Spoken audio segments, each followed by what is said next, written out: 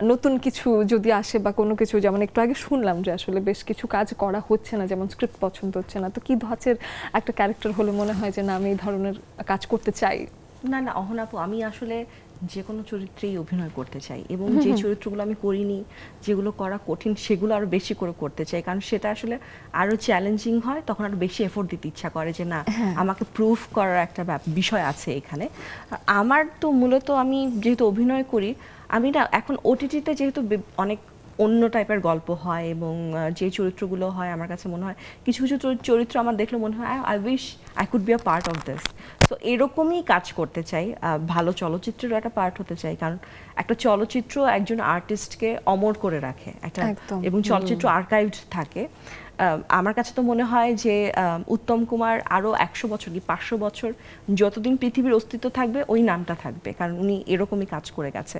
So এরকমই ভালো ভালো কাজ করতে চাই।